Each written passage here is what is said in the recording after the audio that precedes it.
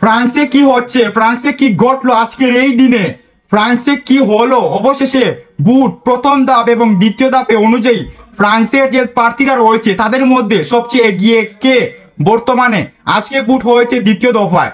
Emmanuel Macron এবং মার্কিন লুপেন তাদের দুইজন প্রার্থী আজকে অংশগ্রহণ করেছে এবং আরো অনেক প্রার্থী রয়েছে। তাদের মধ্যে এই দুইজনকে নিয়ে ফ্রান্সে সৃষ্টি হয়েছে তুমুল আলোচনা, কে হবে পাস। প্রথম ধাপে বুট অনুযায়ী মার্কিন লুপেনের প্রার্থী 34% বুট নিয়ে নাম্বার ওয়ানে ছিলেন এবং এমানুয়েল ম্যাক্রনের প্রার্থী প্রথম ধাপের বুটে ছিল মাত্র 20% বুট, 20%। আজকের যে বুট হলো এই বুটের রেজাল্ট অনুযায়ী মার্কিন লুপেন এবং এমানুয়েল ম্যাক্রনের তাদের দুজনের মধ্যে কার কপাল পুড়লো, কার ভাগ্য অবশেষে খুলে গেল, আজকের এই ভিডিওতে আমি আলোচনা করব। এবং যারা ফ্রান্সে রয়েছেন নতুন অভিবাসন নিয়ে তারা কি আলোচনা করছে, কি হতে চলেছে, এই সমস্ত ইনফরমেশন দেবো আজকের এই ভিডিওটিতে। তো প্রথমত আজকের যে ভোট হলো দ্বিতীয় দফা, এখনো পুরোপুরি রেজাল্ট আসেনি, ফলাফল আসেনি, তবে যতটুকু সোশ্যাল মিডিয়া থেকে জানা গেছে প্রথম, দ্বিতীয় এবং তৃতীয়। তো প্রথম আমি দ্বিতীয় সম্পর্কে বলবো। প্রথম এখনো নিশ্চিত হয়নি যে প্রথম কে হয়েছে, বাট এমানুয়েল ম্যাক্রন নাম্বার 2-এ রয়েছেন।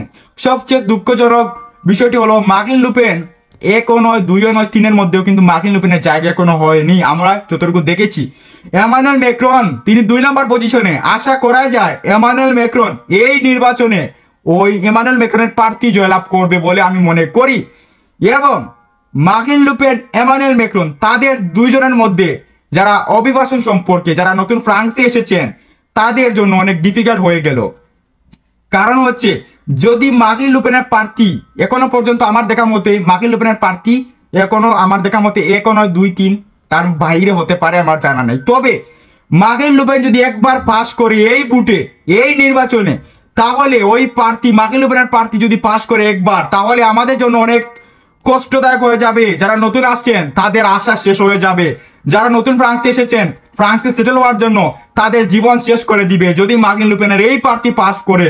তাই মার্কিন লুপেনের প্রার্থীকে পাস দেওয়া যাবে না।